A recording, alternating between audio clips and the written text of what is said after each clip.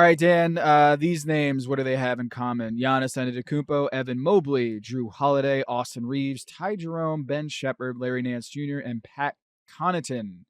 Can throw in Anthony Davis in there, who's dealing with a calf injury at the moment. 9 players out with calf injuries.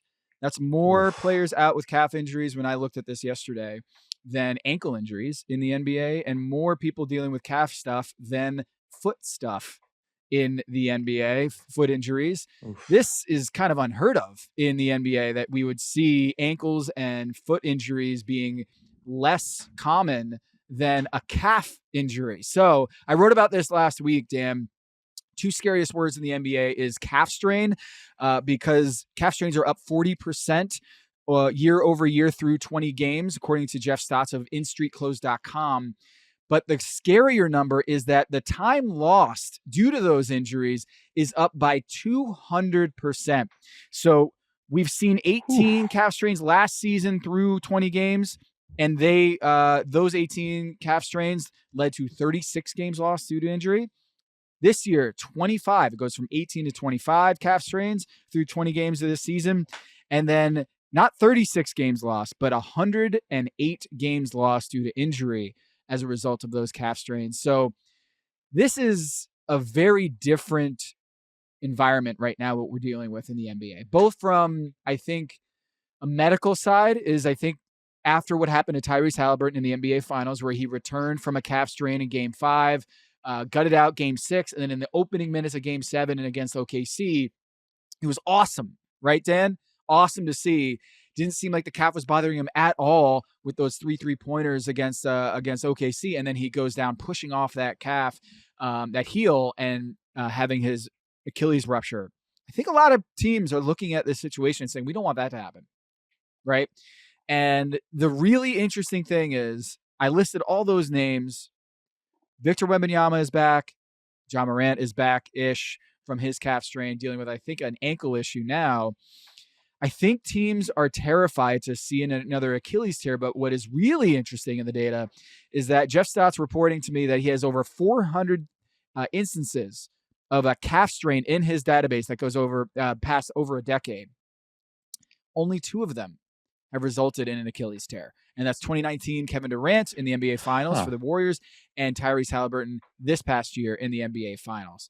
So, as someone who's been covering the league for quite a while, Dan, and unfortunately having to write about injuries and what they mean for everyone's favorite teams, is this something that you felt too, that calf strains seem to be coming up more, and that this story you feel like is one of the top stories in the league?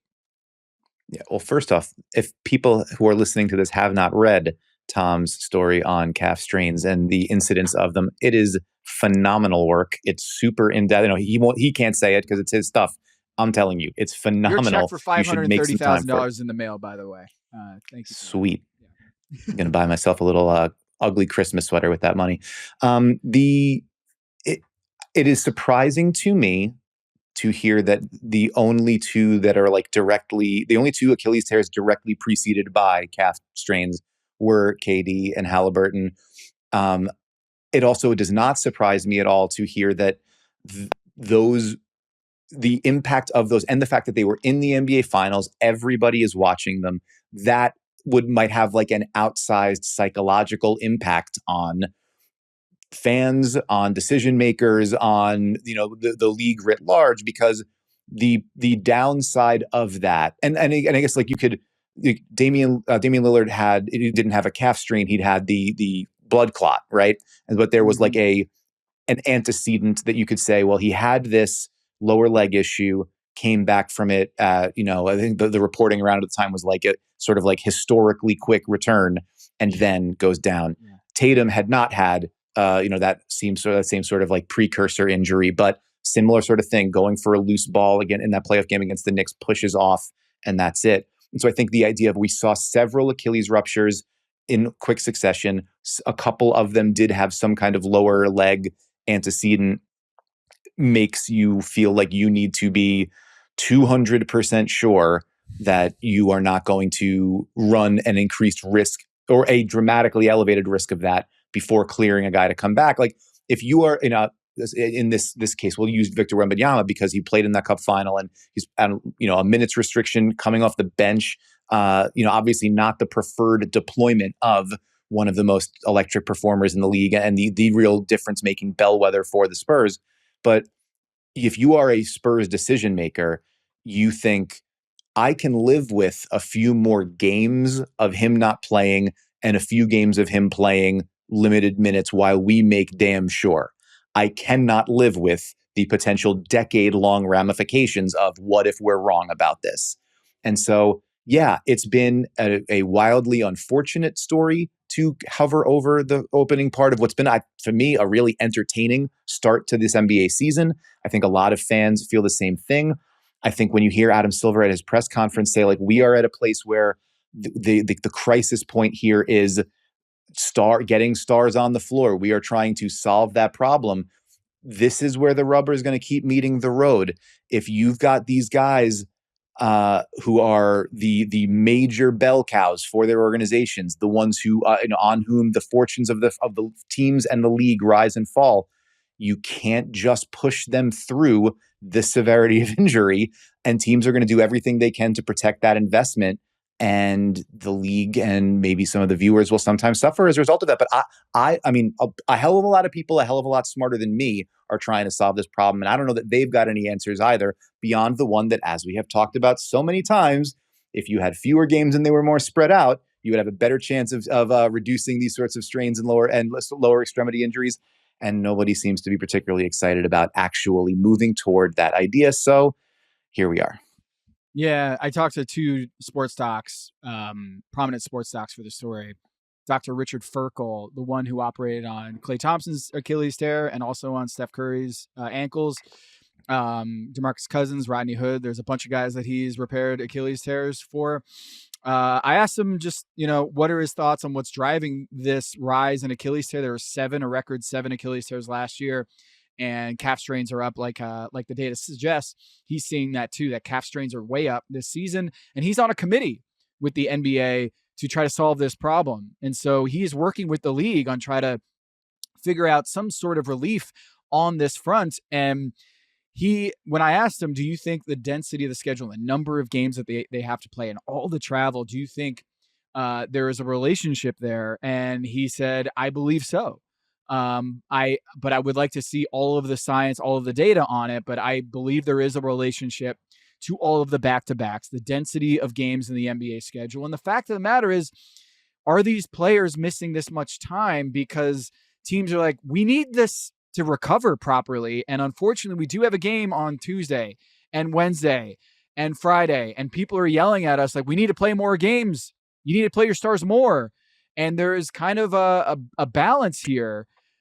A conundrum for a lot of these athletic trainers and medical staffs is, on one side, the NBA is instituting this player participation policy that is very much encouraging teams to give the green light, medically sound green light, to play their stars more. But at the same time, they're going up against a schedule that has been very difficult. And you saw in the NBA playoffs, Aaron Gordon, when he had the hamstring strain, and Steph Curry in that series coming out of that Houston Rockets series with the hamstring strain, being like, yeah, too quick of a turnaround for us to play at this level, the speed, the intensity of the game today, and the geometry of the sport. Yes, it's still 82 games and 48 minutes, but within those 48 minutes and within those 82 games is a lot more mileage on the tires than previous generations. So I feel like the NBA is seeing a reckoning right now with its biggest stars going out with calf strains and Achilles tears.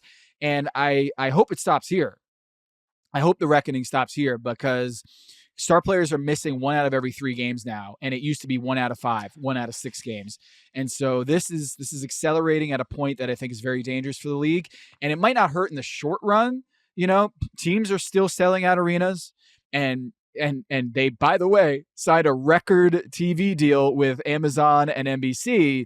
So it's not that the injuries are scaring away the partners now, but as we see, business isn't just about the here and now, what's underneath our nose. It's also what's happening down the road. And I worry that if we don't fix this problem soon, we're going to see fans tune out, because if that 66% participation from stars goes down to 50%, I think fans are just not going to watch these national TV games like they used to because they just don't know who's going to show up. It's a completely reasonable concern to have. It is completely reasonable to me for teams to say, we got to, like, because we need, when this guy comes back, he needs to be able to guard like 6 actions on a possession that will stretch out 35 feet away from the rim. He's got to show on a pick and roll, 30 feet away from the rim, because now guys can shoot from there if you go under or if you don't trap them. And then he's got to race back to protect the rim. He's got to close out to the short corner, or if our scheme calls for it, he's Xing out to the far wing. And like the amount of ground, like the full width of the court, the full length of the half court.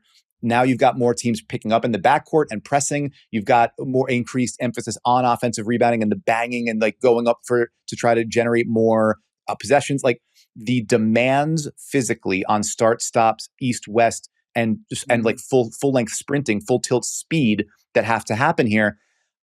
I can't blame anybody that would say like, well, we've got to err on the side of caution for our guys here.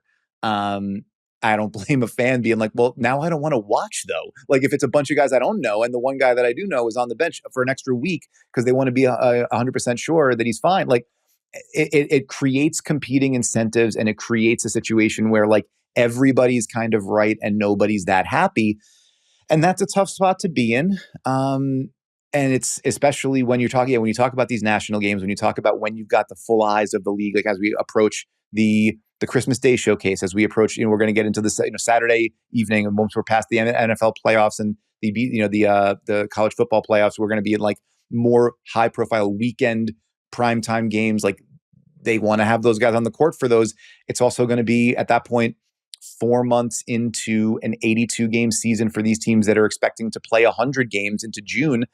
And it's a lot to ask to have everybody fresh as a daisy for those when they've just played 5 and 7, like, and they're in 4 different cities.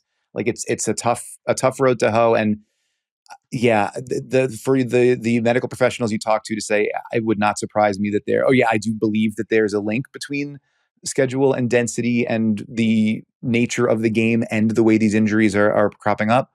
I mean, I don't have a medical degree, but it wouldn't surprise me either. And as many times as the league office will tell you, the data just doesn't suggest it. It strains credulity, but again, a lot smarter people than me are doing a lot of work trying to figure it out. The main thing, as you said, I hope we reach a point of return from it where it recedes from the brink of this kind of disaster. I'm worried that we're not. I'm worried that we're going to ask these guys only for more and more and more often at higher paces, and there will be some breakdowns as a result of that.